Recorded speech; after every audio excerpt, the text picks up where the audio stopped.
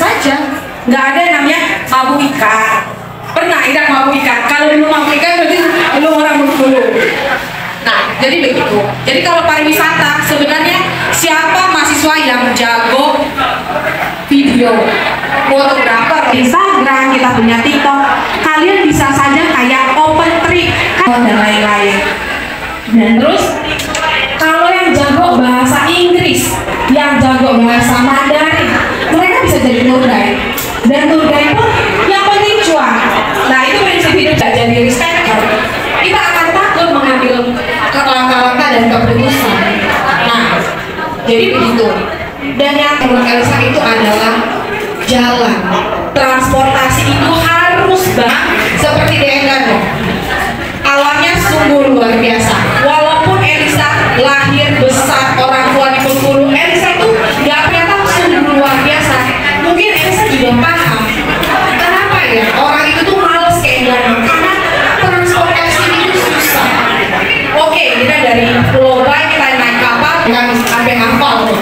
Nah, jadi pada saat kita sampai di sana, kok jalan kaki kemana-mana. Nah, di sana transportasi susah. Orang yang menyewakan mobil pun juga jarang. Kalaupun ada, harganya sangat tinggi. Nah, jadi memang tidak hanya pariwisata, akan tetapi ini untuk semua bisnis. Jalan itu penting. Karena apa? Mungkin kalau orang di Jawa melihat jalan mulus itu biasa.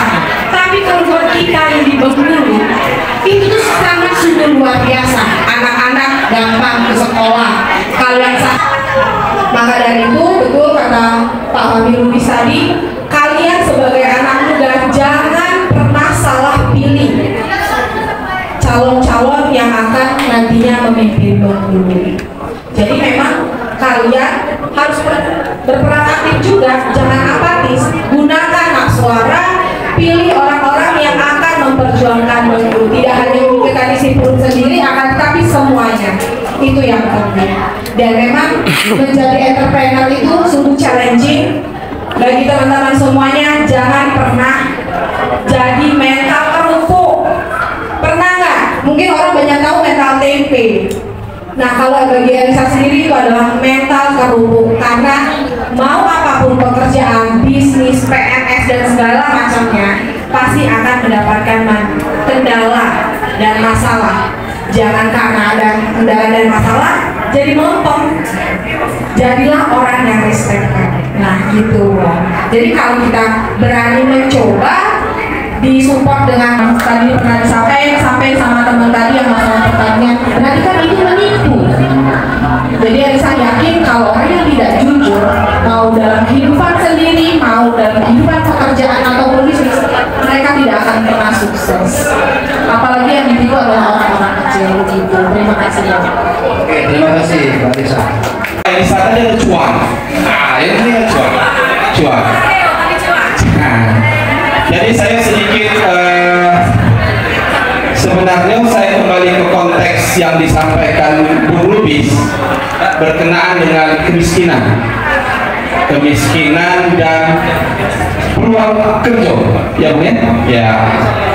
mindset anak-anak sekarang jangan hanya menjadi PNS, kan gitu ya. Kalau untuk bicara skup provinsi, memang pernah kita dengar pemberitaan bahwasanya Bengkulu ini termasuk provinsi yang bisa dikatakan miskin.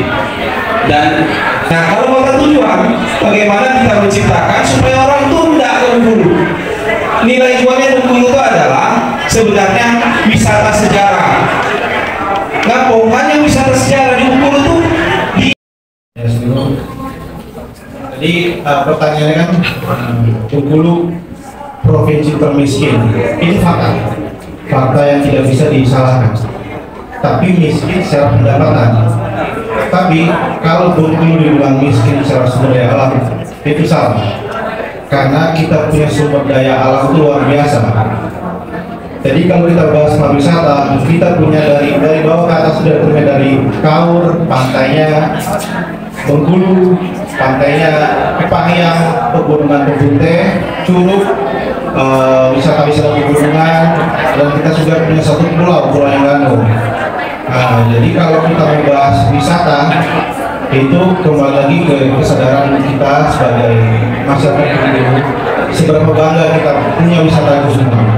Contohnya kayak tadi bilang wisata di Pantai Panjang, kenapa tidak diperbaiki, tidak di ini? Karena tidak ada hal yang buat pemerintah tuh ini pantai nggak diapain. Kalau kita hanya mau mengkritik tanpa memberi solusi seperti ya, kalau memang pantai kita jelek, kita kasih jeleknya di mana? Oh ya Pak, bagaimana jeleknya? Tapi kita bisa baguskan, tapi di sisi yang lain. Jadi fungsinya pemuda itu jangan hanya mengkritik tapi memberi saran juga. Terus kalau untuk di sektor sumber daya alam seperti padi, jagung, kopi, kita bisa tahu tambang, batu bara, pasir besi segala macam itu. Itu tinggal lagi seberapa besar komunitas kita. Saya asli Purwakarta, Jawa Barat. Asli Purwakarta, Jawa Barat, 24 tahun tinggal di situ dan 5 tahun tinggal di sini. 22 tahun tinggal di situ, 4 tahun tinggal di sini. Yang saya syukur dari kota Bengkulu adalah kota tenang, Pak. Saya ingin menyampaikan Bengkulu ini kota tenang. Ngapa saya sebut kota tenang? Karena saya nengok parkiran di sini aja tidak berebut. Kota saya itu kota industri, merebut parkiran aja tuh langsung LSM. Karena versi LSM. Artinya apa? Yang harus harapan saya yang ditanamkan dari kawan-kawan atau senior-senior yang di pengusaha ini, suatu saat Bengkulu ini bakal ada saingan anak muda, Pak. Bakal namanya akulturasi budaya, peleburan yang menjadikan pluralisme nanti ya, Pak ya. Artinya nanti bukan semuanya bangsa Melayu di kota Bengkulu di masa depan nanti. Kayak di tempat saya itu Ambon, Medan, dan semuanya Sunda lagi, Pak. Jadi kekerasan dan semuanya itu udah bercampur. Premanisme udah banyak gitu kan, Pak. Bagaimana pertanyaan saya mempersiapkannya itu biar pemuda kaum zilenial ini bisa bersaing yang akan datang gitu, mempersiapkan skillnya, jangan cuma mengandalkan alam. Jadi alam itu yang penyokong. Jadi memang PR ke depan anak muda Bengkulu itu harus didukung pemerintah dengan program roadmap yang terarah. Sama seperti yang disampaikan Ibu Elisa tadi, di tingkatan mahasiswa saya sudah melakukan survei ya ke beberapa kampus. Bagaimana mata kuliah kewirausahaan itu betul-betul menjadi objek agar bisa mendorong mahasiswa itu memiliki semangat berwirausaha. Ternyata di beberapa kampus di Provinsi Bengkulu ini tidak ada program yang serius untuk program atau kuliah kewirausahaan. Bahkan kampus terbesar pun saya tanya, bagaimana program kewirausahaan yang ada di kampus ini? Dia sampaikan, kita memang ada bantuan mahasiswa untuk kegiatan kewirausahaan, tetapi pendampingannya tidak dilakukan terukur. Jadi setelah kasih bantuan hilang, nggak tahu mahasiswa kita juga yang akan HP, apa dibawa ke mall atau bioskop, apa kemana nggak tahu. Outputnya pun tidak ada. Outputnya apa? Misalnya apakah mahasiswa ini bisnisnya tadi yang diperbantukan dana, yang diinjek dana tadi sudah berapa omsetnya, berapa karyawannya, itu tidak ada. Nah ini sangat penting. Bagaimana pemerintah bekerjasama dengan kampus-kampus untuk bisa membuat roadmap yang terukur. Bagaimana mengarahkan mahasiswa untuk berwirausaha. Nah itu belum terjadi di Bengkulu. Bagaimana anak-anak muda tertarik dengan wirausaha, menjadi pebisnis, kalau di kampus saja kita tidak ada roadmap yang terukur. Tidak ada program yang betul-betul menyentuh mahasiswa untuk fokus menggarap wirausaha ini. Nah, inilah yang akan menjadi bukannya bonus demografi, malah nanti akan menjadi malapetaka demografi. Kenapa? Saat ini kita sudah mulai masuk era bonus demografi. Anak-anak mudanya lebih banyak dibandingkan orang yang berusia tua gitu atau lanjut usia. Nah, kalau tidak disiapkan oleh pemerintah dan juga oleh organisasi-organisasi asosiasi, ini akan berdampak negatif terhadap Bengkulu. Nanti 5 tahun, 10 tahun lagi pengangguran itu akan semakin banyak di provinsi Bengkulu. Makanya adik-adik mahasiswa, untuk bisa Bengkulu ini maju, jumlah pengusaha itu mesti harus di atas 6-8%. Saat ini saya cek di BPS kurang lebih sekitar 2 sekian persen, belum sampai 3%. Angka nasional kita sudah 3,5%, tapi Bengkulu masih di bawah 3%, masih jauh sekali. Makanya lowongan menjadi seorang pengusaha itu lebih banyak dibandingkan menjadi, mohon maaf, ASN, TNI, Polri. Kalau kita semuanya berpikir ingin jadi ASN, Polri atau tentara, bangkrut nanti provinsi Bengkulu ini, bangkrut negara kita nanti. Nah, makanya untuk ke depan yang harus kita lakukan agar bisa Bengkulu ini bisa grow, bisa keluar dari zona nomor 2 di Sumatera, ya mesti anak-anak mudanya harus disiapkan untuk menjadi seorang entrepreneur. Lulusan kampus itu jangan lagi berorientasi ingin bekerja, tapi harus memulai usaha sedini mungkin. Makanya kalau di HIPMI kami punya tagline, kalau bisa sukses di usia muda, kenapa mesti harus sukses di usia tua? Nah itu yang harus kita garap dengan ada potensi-potensi yang ada di provinsi Bengkulu. Potensi di Bengkulu ini sangat besar sekali. Cuma memang tata kelola dan keinginan anak-anak mudanya untuk berwirausaha sangat kecil. Kita punya ikan banyak. Nelayan provinsi Bengkulu ini rata-rata kita sudah teliti dari Kaur sampai Muko menggunakan kapal kecil, sehingga nangkap ikan pun dapatnya ikan kecil. Ikan besarnya kemana? Ikan besarnya nelayan dari Jawa, mereka sandar di sekitar Kaur, Muko, nanti dapat ikan pulang lagi ke Jawa. Nah itu yang terjadi. Padahal ikan tuna terbesar di Sumatera itu ada di Kaur tempatnya. Nah ini yang harus anak muda harus berani mengambil risiko, harus berani mengambil peluang agar Bengkulu ini peluang-peluang itu bisa betul-betul ditarik atau dimanfaatkan dengan baik. Banyak sekali tambang batu bara. Ya kalau kita bilang berapa sih tambang batu bara yang punya anak Bengkulu? Ini yang harus kita cek juga. Berapa pabrik CPO ini yang punya anak Bengkulu? Itu kan harus kita cross check juga. Kenapa masih didominasi dari luar? Karena anak Bengkulu belum mampu untuk mengelola secara maksimal, belum mampu untuk bisa membuat atau melakukan pabrik CPO di provinsi Bengkulu. Nah itu teman-teman saran dari saya, mudah-mudahan bisa menjadi masukan. Terima kasih. Perlu memiliki kesadaran terlebih dulu ya bahwa meskipun pluralisme ataupun Bengkulu ini nanti akan semakin padat, entah dari suku atau ras apapun yang akan datang ya, yang perlu dipahami adalah kita semua ini dasar-dasarnya adalah Bhinneka Tunggal Ika. Kita berasal dari keberagaman, dan itu fakta yang tidak bisa kita ubah. Karena jangan sampai persaingan ini ataupun dengan beragamnya demografi ini itu membuat kita punya pemikiran yang picik, gitu ya. Kita semua mempunyai hak untuk menjadi orang yang sukses, gitu. Tapi terlebih penting ya, sebelum kita melangkah lebih jauh lagi adalah yang perlu adik-adik sekalian miliki adalah kesadaran bahwa kita semua ini beragam, tapi tujuan kita sama, gitu ya.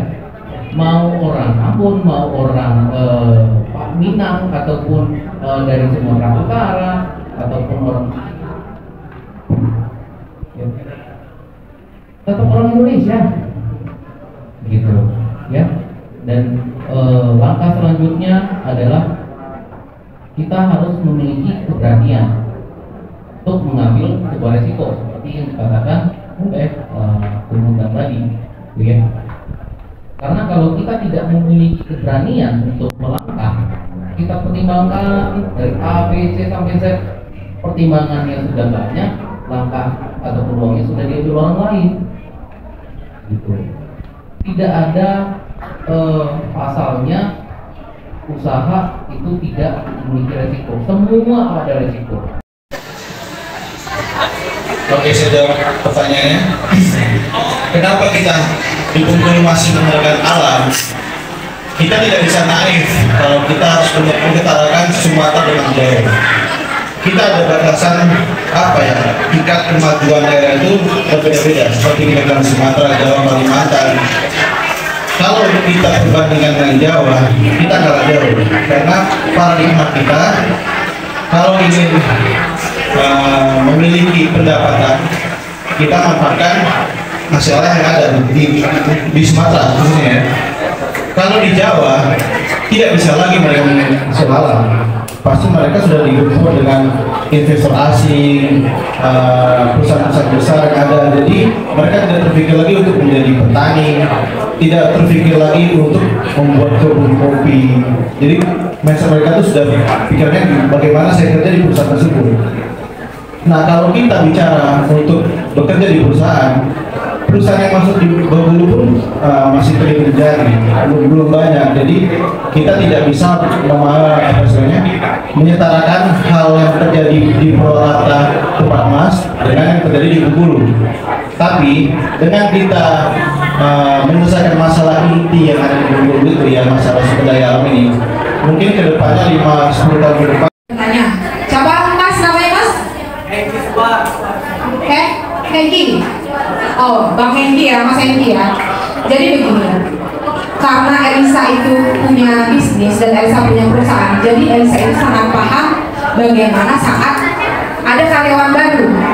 Nah, yang sangat kurang, ya nggak sangat kurang lah ya, yang kurang lah yang Elisa perhatikan selama ini pada saat rekrutmen karyawan itu adalah soft skill mereka. Dan mendevelop seseorang itu juga butuh waktu, sedangkan kalau kita mau cepat ya kita harus mencari yang pro atau enggak yang dari luar. Nah, maka dari itu jadi teman-teman maaf ya, ini bukan promosi, jadi Elisa mau ngasih tahu memang pelatihan itu sangatlah penting. Maka dari itu salah satu misi visi Elisa, kalau Elisa nanti terpilih menjadi DPD RI perwakilan Provinsi Bengkulu, Elisa pengen selalu mengadakan pelatihan untuk UMKM dan para lulusan mahasiswa. Supaya apa?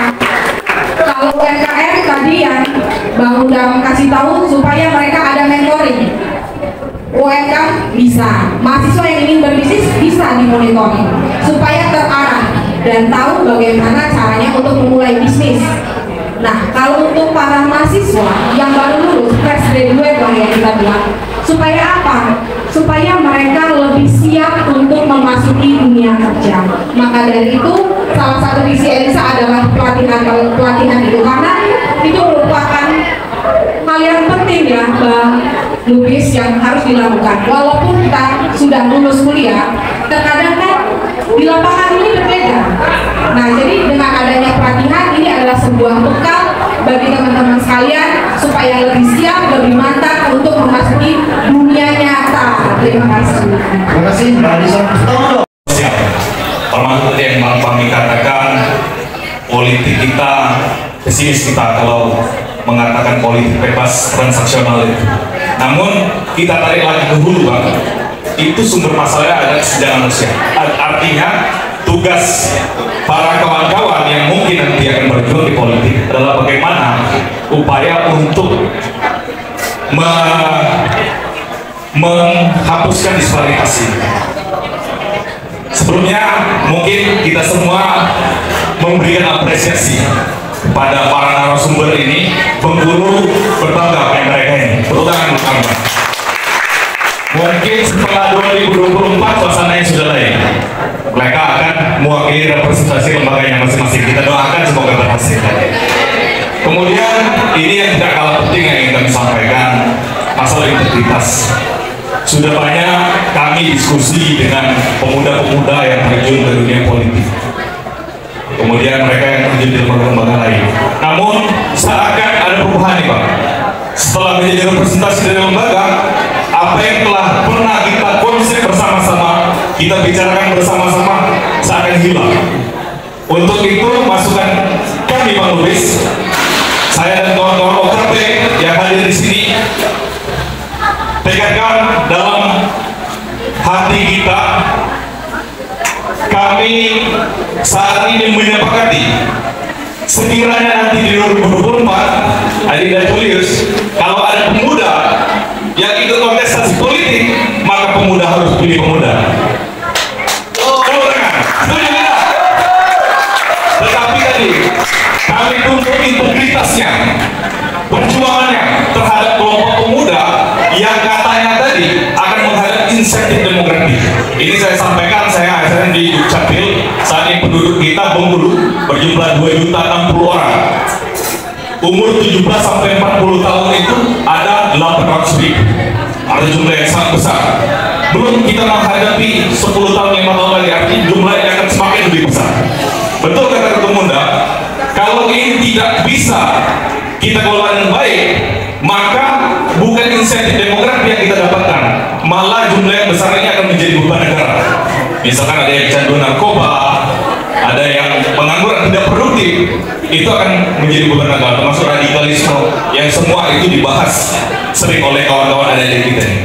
Dan terakhir saya ingin sampaikan, kalau adik-adik yang di depan kita ini, para OKP, saya tidak pesimis dengan mahasiswa ini. Mereka ini sudah punya job-nya masing-masing. Mereka tidak punya ASN mindset. Mereka inilah yang nanti akan mengisi roda di seluruh tingkatan lapisan masyarakat. Jadi banyak dari kalangan aktivis ini, mereka sudah bergerak di desa, menjadi pundak penggerak pembangunan desa dan di seluruh tingkatan. Jadi aktivis-aktivis ini mereka tidak punya ASN mindset. Saya juga sebenarnya kebetulan nih Bang Adeno. Bang Adeno sudah mendahului saya keluar dari ASN ya. Jadi itu mereka ini memang tidak punya action seperti kawan-kawan BPD HMI, tetapi kita bergerak di tataran konsep. Kalau bicara konsep, adik-adik ini pakarnya, suhunya ya. Kebijakan ciptaker mereka yang gugat. Yang kita hari ini katakan ciptaker ini ideal, ini oratornya ya. Yang harus ini yang hari ini sebenarnya kita lebih ke tataran kebijakan ini ya. Membahas bagaimana kita terutama HIPMI ini punya action untuk mengkritisi kebijakan, dan ke depan dari kritik kita terhadap kebijakan itu apa yang akan mungkin kita perbaiki sebagai generasi muda. Jadi saya kira itu pertama, disparitas ekonomi kesejahteraan yang menjadi sumber dari berbagai masalah di negeri ini termasuk juga Bengkulu. Kemudian integritas kawan-kawan yang akan maju di 2024, dan kami tunggu aksi setelah menduduki di panggung-panggung yang akan datang ini. Terima kasih. Wassalamualaikum. Merdeka. Karena jelas hari ini kan dialog kepemudaan mengisi kemerdekaan. Anak muda bisa apa? Karena kita tahu perjuangan revolusi dari para pendahulu kita, para pemuda-pemuda di zaman dulu, mereka melakukan sebuah pergerakan memaksa agar mempercepat adanya kemerdekaan. Jelas kemerdekaan Indonesia dapat terjadi karena ada gerakan-gerakan yang dilakukan oleh pemuda bangsa Indonesia.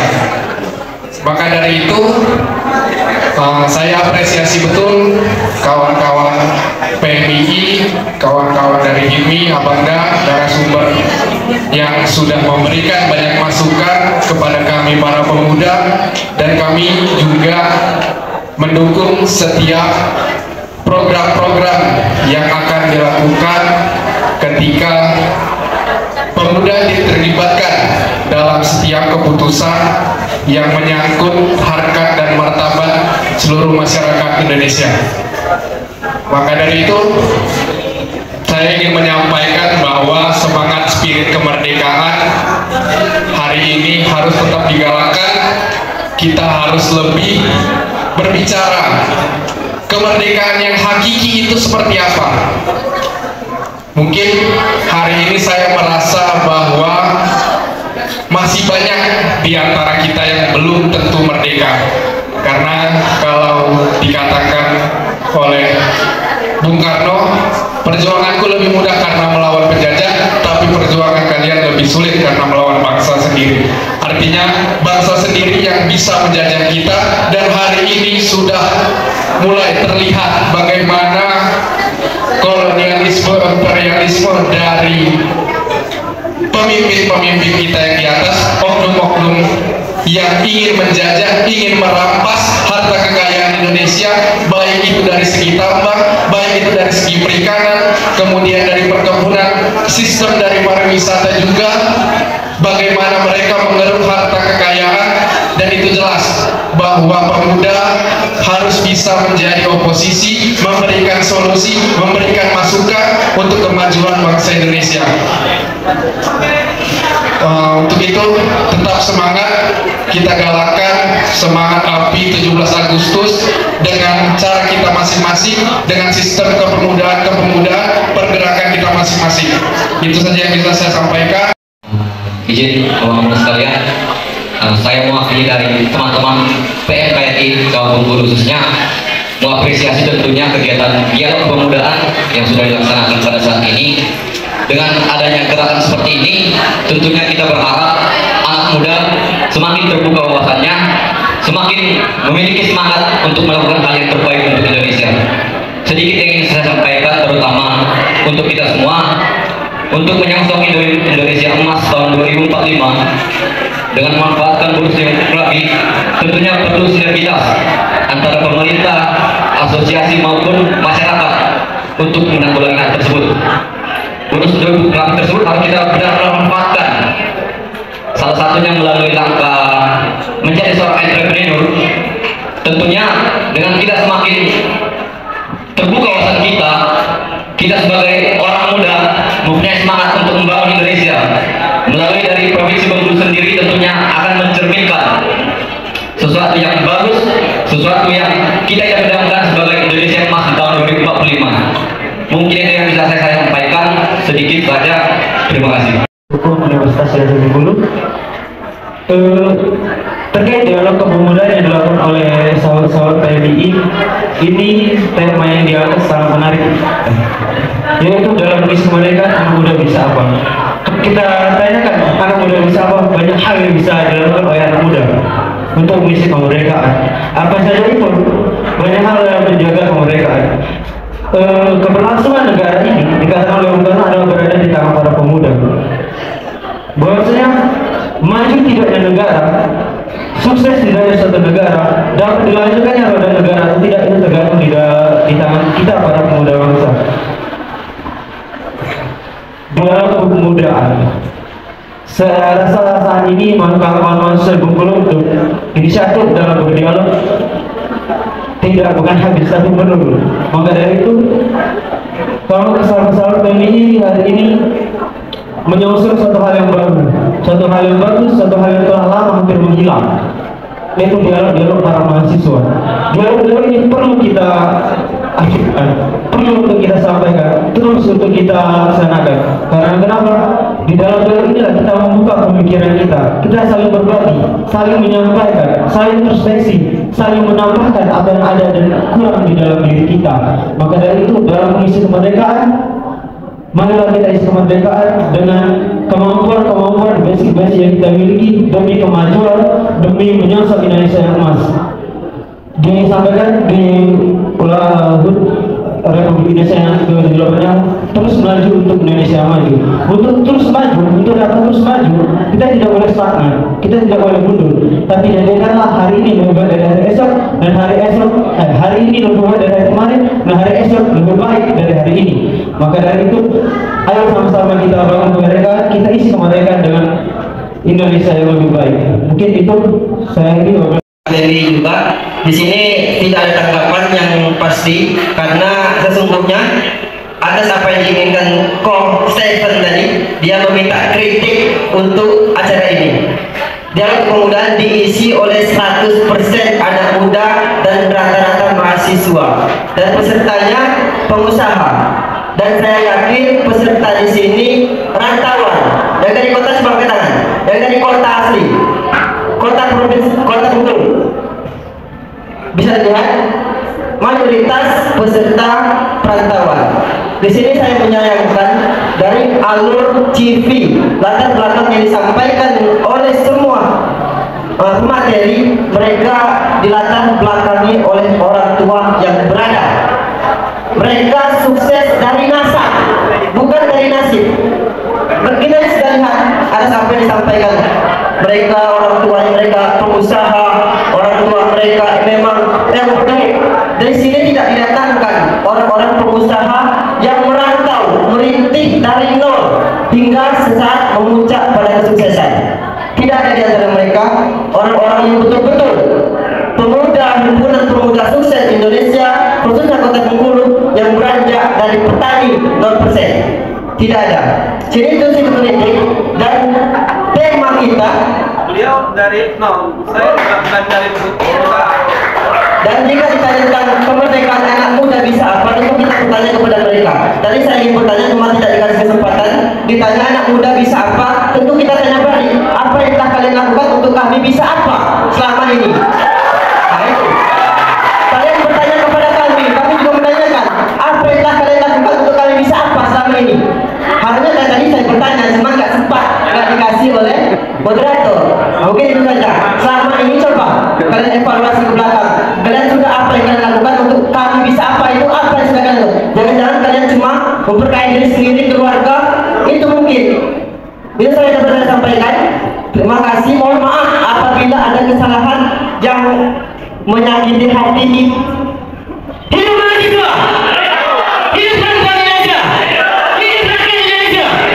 Saya ini, wassalamualaikum warahmatullahi wabarakatuh.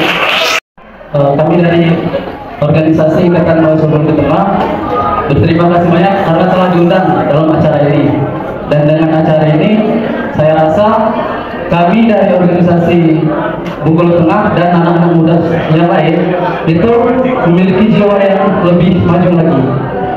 Nah, untuk tema tersebut yaitu mengisi kemerdekaan anak muda bisa apa.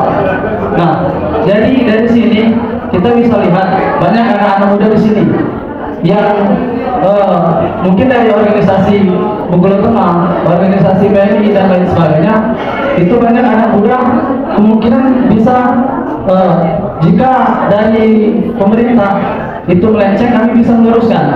Nah, jadi kami dari pemuda bisa meluruskan, dan kemungkinan dari pemuda juga, dari mahasiswa juga, jika ada kegiatan-kegiatan, maka kemungkinan bisa menyalurkan donasinya tersebut. Nah, kemungkinan tidak banyak yang dapat saya sampaikan.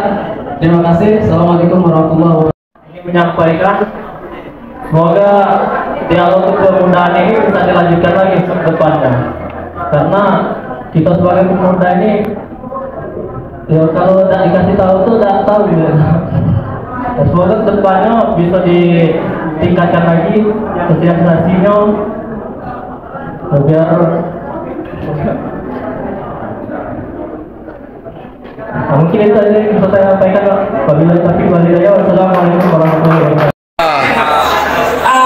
Sebelumnya perkenalkan, nama saya Nita Aprilia, saya perwakilan dari Himpunan Mahasiswa Hukum Ekonomi Syariah.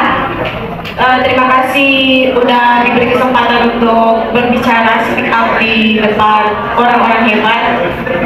Di sini saya sedikit ingin memberi sebuah kritikan dan sedikit ada pertanyaan kepada Mbak Elisa, yang mana saya ini kan keluarganya berasal dari desa serumah, yang mana setiap hari kalau misalnya saya pulang ke dusun saya itu melihat terpampang nyata spanduk Mbak Elisa kan yang ingin mencalon.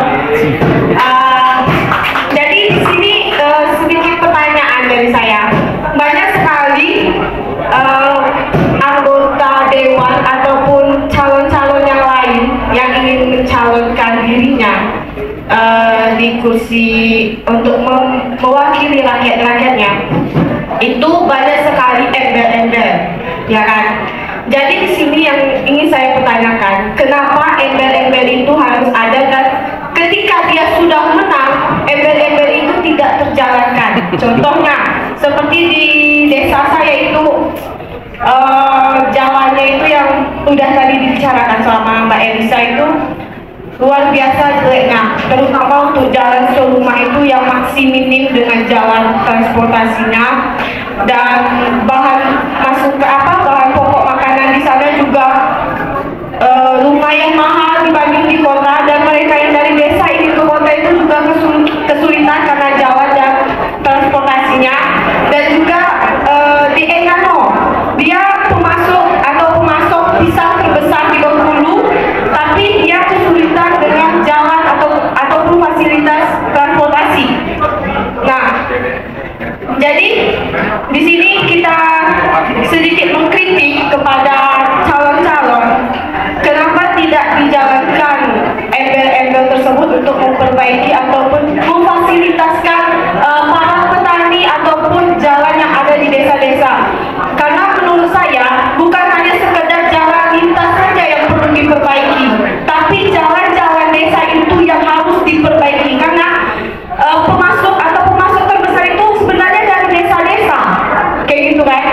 Jadi kalau desa yang memiliki pemasok kayak beras, pisang, kopi ataupun yang lain-lainnya terhambat oleh jalan, itu bagaimana mereka bisa memberi pemasukan untuk desanya tersebut.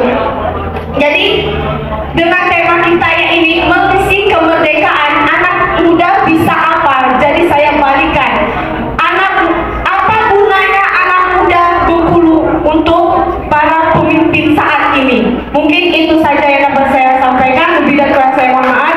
Hidup perempuan Indonesia, hidup mahasiswa. Wassalamualaikum.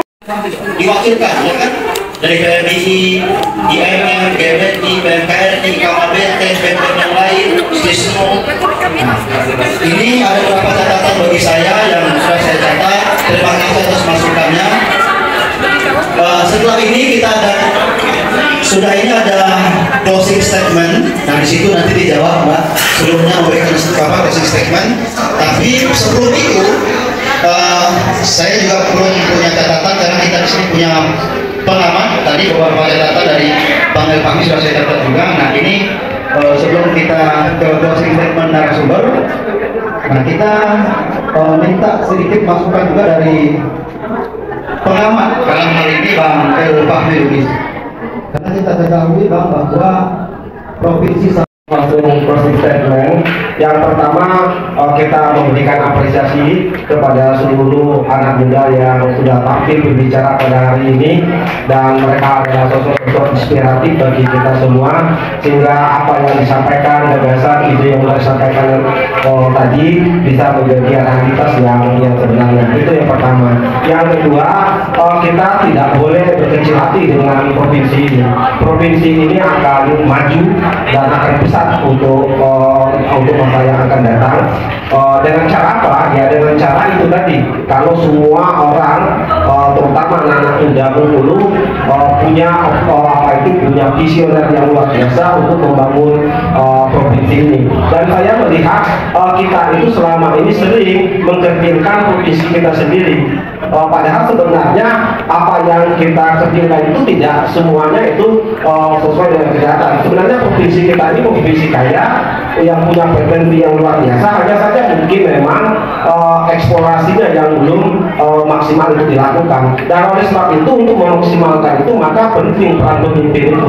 Nah oleh sebab itu menjadi tugas kita ke depan, karena kita memasuki tahun politik pemilu 2024, maka tugas kita semua untuk memastikan bahwa pemimpin-pemimpin, apakah itu pemimpin di legislatif maupun pemimpin di eksekutif, itu dipastikan orang-orang yang bisa membawa Bengkulu ini ke arah yang lebih baik. Dan mungkin teman-teman sudah tadi menyampaikan visi dan misinya, gagasannya, idenya tentang pembangunan Bengkulu ini ke depan. Dan kalau menurut adik-adik semua dan kita masyarakat Bengkulu semua, apa yang menjadi ide dan gagasan mereka itu memang sesuai dengan kenyataan dan memang itu nanti punya komitmen yang kuat untuk menjadi mengimplementasikan menjadi kenyataan, ya kita pilih. Tapi kalau itu kita anggap sebagai narasi saja untuk menarik simpati kita saja, tetapi setelah dulu nanti mereka tidak pernah tahu dengan kondisi yang sebenarnya daerah ini, ya nggak usah pilih.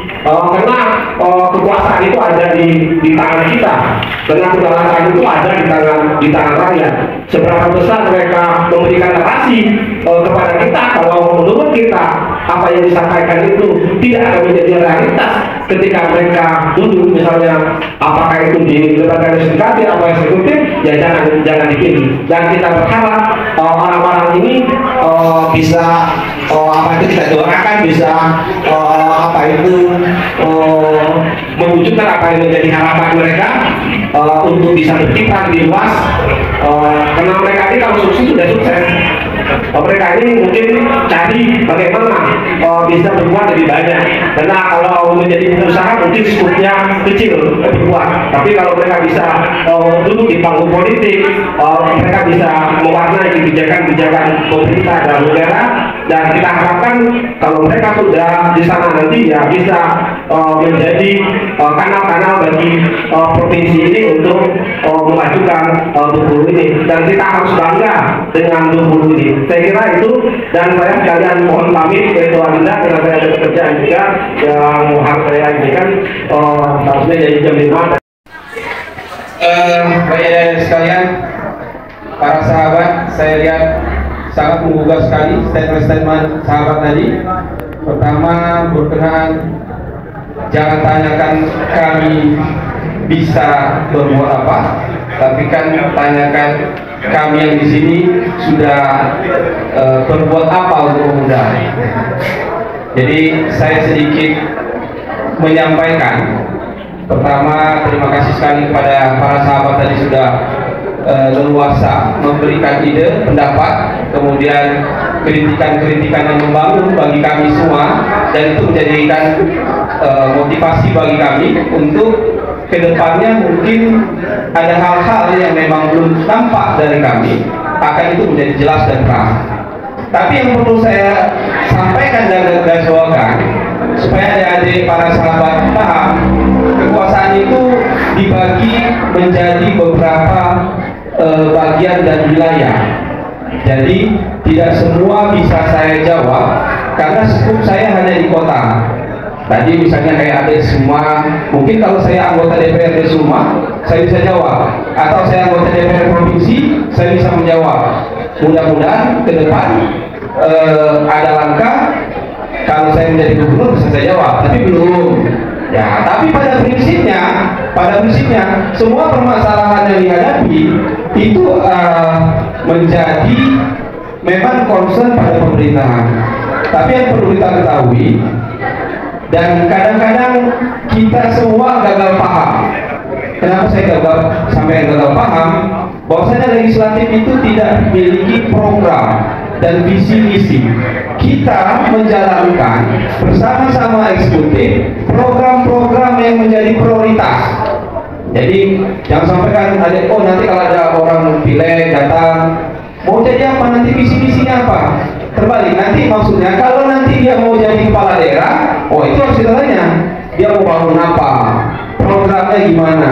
Karena visi misi itu terlalu luas bagi saya. Saya tidak pernah bicara visi misi, tapi programnya apa? Karena kalau adik-adik itu maunya shortcut, cepat, ya kan? Kalau visi turun lagi, baru program kerja. Yang cepat itu adalah program kerja. Bapak mau apa? Lagi gitu. Makanya saya dari awal saya sampaikan, kami tidak akan tanya atau sampaikan kami mau apa, tapi ayo kita berdiskusi. Adik-adik maunya apa? Begitu.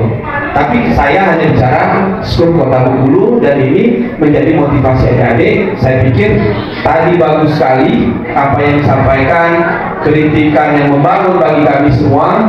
Dan perlu yang menjadi catatan penting, tidak semua pemuda dan kami di sini dari background keluarga yang berada.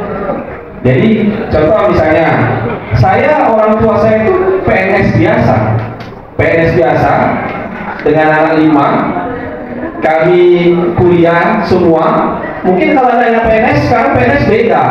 Kalau PNS sekarang ada gaji tunjangan tambahan. Kalau PNS zaman dulu tuh dapat gaji 3 juta, itulah yang harus kami manfaatkan, dan semua harus kuliah terbagi. Dan sudah biasa kalau menjadi PNS tuh gajinya dipinjam, SK-nya dipinjam sampai dia pensiun. Yang penting bagi adik-adik, orang tua berjuang, tahan berhutang untuk adik-adik bisa menjadi orang nomor 1 dan orang menjadi pintar. Itu tujuannya pasti. Semua dari kampung ke kota berharap orang tua adalah adik-adik itu berhasil. Tapi jangan IMF kita nggak pernah maju. Saya dulu dapat pinjaman dari IMF, tapi sebentar aja. Iuran father and mother waktu sekolah. Tapi ketika kuliah, saya udah kuliah sendiri. Saya kuliah malam, esensi saya bekerja. 5 tahun saya bekerja, 5 tahun saya kuliah malam. Itu dengan usaha sendiri. Nah itu kalau kita mau belajar, mau berubah bisa.